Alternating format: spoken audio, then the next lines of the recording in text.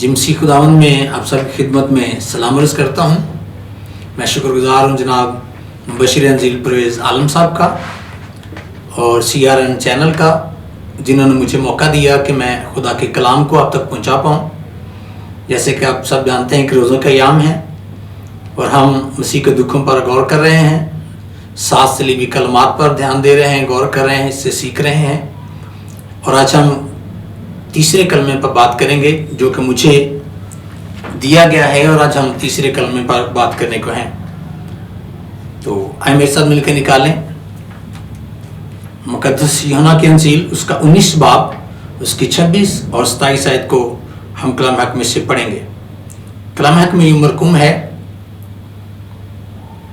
यीशु ने अपनी माँ और उस शागिर्द को जिससे मोहब्बत रखता था पास खड़े देखकर माँ से कहा कि है औरत, देख तेरा बेटा ये है। फिर शागिर्द से कहा, देख तेरी माँ ये है। और उसी वक्त वह शागिर्द उसे अपने घर ले गया। कलाम के पढ़े और सुने जाने के वसीला से खुदा हम सबको बरकत दे, आमीन। हम देखते हैं बाइबल मुकद्दस में कि खुदा ने दुनिया से ऐसी मोहब्बत रखी कि अपना इकलौता बेटा बख्श दिया ताकि जो कोई इस पर ईमान लाए हलाक ना हो बल्कि हमेशा की जिंदगी पाए। तो इसी तरह हम जब मसीह की मोहब्बत पर गौर करते हैं तो उसने भी दुनिया से ऐसी मोहब्बत रखी है कि अपने आप को खुशबू की मान नजर कर दिया। उसकी जिंदगी में कोई ऐब नहीं था, लेकिन चूंकि वो बनी आदम से प्यार करता है और नस्ल इंसानी के लिए मेरे आपके हम सबके गुनाहों को उठाया और सलीब पर चला गया। तो भी एक बाप की मोहब्बत जो रूहानी थी और फिर जो दुनिया से मोहब्बत थी, और उसके साथ साथ वो अपने माँ से भी मोहब्बत करते थे। उन्होंने हमें दुनियावी तौर पर भी सिखाया, सलीब पर हैं तो भी अपने रिश्तों की फिक्र करते हैं, अपनी माँ की फिक्र करते हैं। और जब माँ को देखते हैं कि माँ कैसे रो रही है, कैसे दुखी है, कैसे नढाल है, कैसे वो गम में घिरी हुई है, तो माँ को देखकर कहा, कैरो देख तेरा बेटा ये है। और शागिर्द से जिससे वो प्यार करते थे उससे कहा कि देख तेरी माँ ये है। ए औरत, जब खुदा ने यीशु मसीह ने माँ को औरत कहकर बुलाया तो इब्रानी में इसका मतलब है ए मोजिज खातून।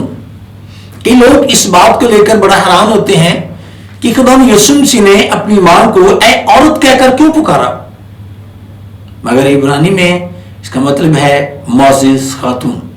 तो यीशु मसीह दुनियावी तौर पर भी फिक्र करते हैं, अपने खानदान की भी, अपने रिश्तों की भी, अपनी माँ की भी, और फिक्र करते हुए अपनी माँ की जिम्मेदारी जो है वो अपने शागिर्द को दी। तो हम सबको भी लाजिम है कि हम इस दुनिया में रहते हुए, बेशक वो रूहानी है या हम जिस्मानी है, हमें अपने रिश्तों की पासदारी करनी है, अपने वालिदैन से प्यार करना है, अपनी माँ की, अपनी बाप की फर्माबरदारी करनी है, ताबेदारी करनी है और उनके साथ वफादार रहना है। और ये बात हमें कलाम हक से मिलती है। जब हम खरूज की किताब को देखते हैं 20 बाब उसकी 12 आयत को, तो लिखा है, तो अपने बाप और अपनी माँ की इज्जत करना ताकि तेरी उम्र उस मुल्क में जो खुदावंद तेरा खुदा तुझे देता है दराज हो। तो ये सारी वो बातें हैं जो कलाम में लिखी थी, जो पेशन गोइयां थी, वो सारी पूरी हो रही हैं। और वो 7 सलीबी कलमात जो सलीब पर कहे जा रहे हैं, ये सारी बातें वो हैं जो पहले से दर्ज थी, लिखी गई थी और जो होनी थी। और ये शरीयत के हिसाब से भी यीशु मसीह ने इस बात को वासिया तौर पर पूरा किया, हमें दुनियावी तौर पर भी सिखाया और हमें रूहानी तौर पर भी सिखाया। गो अगर हम रूहानी हैं और खुदा से प्यार करते हैं, खुदा से डरते हैं, तो अगर हम अपनी माँ और अपने बाप की इज्जत नहीं करते, उनकी ताबेदारी नहीं करते, उनकी वफादारी नहीं करते, तो भी हम कल खुदा के कलाम को पूरा नहीं करते। और यीशु मसीह सलीब पर यही हमें सिखाते हैं। एक तरफ वो बाप के वफादार हैं, बाप की वफादारी कर रहे हैं, उस काम को जो उन्हें सौंपा गया है उसे पूरा कर रहे हैं, और अपनी सारी जिम्मेदारी के साथ साथ जमीनी जिम्मेदारी को भी वह निभा रहे हैं। कि अपनी मां को रोता हुआ देखकर उन्होंने अपनी मां की जिम्मेदारी उस शागिर्द को दी जिससे वो प्यार करते थे, जिसे समझते थे कि ये मेरी मां को संभाल सकता है या केयर कर सकता है, ख्याल कर सकता है, और मां से कहा कि ऐ और देख ये तेरा बेटा है। और ये बात खुरूज की किताब हमें बताती है कि तो अपने बाप और अपनी मां की इज्जत करना, ताकि तेरी उम्र उस मुल्क में जो खुदा तेरा खुदा तुझे देता है दराज हो। और जब इफ्सियों की नापलूस रसूल का खत पढ़ते हैं 6 बाब उसकी पहली आयत, तो उसमें लिखा है, ऐ फर्जंदो खुदावन में अपने मां बाप के फर्मा बरदार हो, क्योंकि ये वाजिब है। और इंसान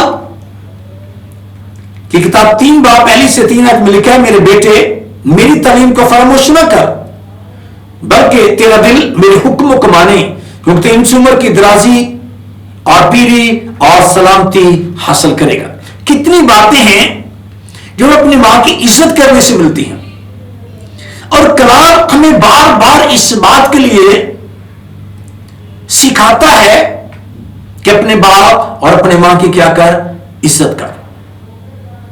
भाइयों, मेरी बहनों, मेरी बेटियों, मेरे बुजुर्गों, मेरे बच्चों, ये लाजिम है कि हम इस दुनिया में रहते हुए अगर उम्र की दराजी चाहते हैं, पीरी और सलामती चाहते हैं, और चाहते हैं कि हम दुनिया में सरफराजी हासिल करें, तो फिर हमें कलाम को पूरा करना है। हमें अपनी मां की और अपने बाप की इज्जत करना है।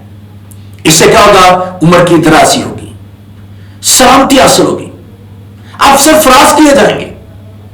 क्योंकि कलाम कहता है कि जब मां और बाप दुआ करते हैं तो वो दिल से दुआ करते हैं, और वह दुआ आसमान के दरीचों को चीर कर गुजर जाती है। मां की दुआएं ही आपको सरफराज करती हैं, मां की दुआएं आपको सरबुलंद करती हैं, मां की दुआएं आपको उम्र की दराजी देती हैं, मां की दुआएं आपको संभालती हैं। और आज के दौर में हम देखते हैं कि आज हम मां से ही उलझ पड़ते हैं, हम मां से ही उलझते हैं, और मां से ही हम बेढंगी बातें कहते हैं। वो मां जो बचपन में प्यार करती है, हमें सिखाती है, हमें तराशती है, हमें बनाती है, हमें संवारती है, हमें बोलना सिखाती है, हमें चलना सिखाती है, हमें खाना सिखाती है कि हम खाना कैसे खाएं, हम चले कैसे, हमारा उठना बैठना कैसा हो। वो जो मां हमारी आवाज को सुनने के लिए ऐसी सी बातें करती है कि देखने में लगता है जैसे कोई इंसान अपने आप से बाहर हो जाता है, उसे समझ नहीं आती, दीवाना हो जाता है, बातें करता है, मगर मां ऐसा ही प्यार करती है। आपसे जब बात करती तो आपको ये नहीं आप बोल सकते हैं, सुन सकते नहीं, वो आपसे बात करती है, आपकी आवाज को सुनना चाहती है। मगर जब आप बड़े हो जाते हैं तो वो मां आपसे बात करने से डरती है। क्यों? जो मां आपकी आवाज सुनना चाहती है, जो मां आपसे प्यार करती है, जो मां आपको देखना चाहती है, वो क्यों आपको देखकर छुपती है? वो क्यों आपसे बात करते हुए डरती है? इसलिए आज हम कलाम से दूर हैं, आज हम अपनी मां से उलझ जाते हैं, अपने बाप से उलझ जाते हैं। वो जो मुझे और आपको बात करना सिखाते हैं, आज हमसे बात करने से डरते हैं। कलाम कहता है अगर तू अपने बाप और मां की इज्जत करता है तो तेरी उम्र दराज होगी और तू पीरी और सलामती हासिल करेगा। फिलिपियों के नाम पौलुस रसूल का खत 2 बाब उसकी 9वीं आयत में लिखा है, इसी वास्ते खुदा ने भी उसे बहुत सरबुलंद किया, उसे वो नाम बख्शा जो सब नामों से आला है। क्यों? आसमान से आया, आसमानी तक चौड़ा जमीन पर आया हमारे दरमियान, किस लिए? ताकि नस्ल इंसानी को जिंदगी के अदन में लाए, नस्ल इंसानी को बाप से मिलाए। बाप ने भेजा जिम्मेदारी देकर, रिस्पॉन्सिबिलिटी देकर उसे पूरा करते करते वो जमीनी जिम्मेदारी को भी निभाते रहे, और आज हमें भी सिखाते हैं। अगर उन्होंने सारे काम पूरे किए, जिस काम के लिए बाप ने भेजा उसे पूरा किया, दुनियावी तौर पर अपने रिश्तों को निभाया, तो बाइबल कहती है कि इसे वो नाम बख्शा गया जो सब नामों से आला है, कोई इस नाम का सानी नहीं है। अगर हम अपने माँ या अपने बाप की इज्जत नहीं करते तो कलाम में लिखा है इमसाल 20 बाप उसकी 20 आयत में, जो अपने बाप या अपनी माँ पर लानत करता है उसका चिराग गहरी तरीके में बुझाया जाएगा।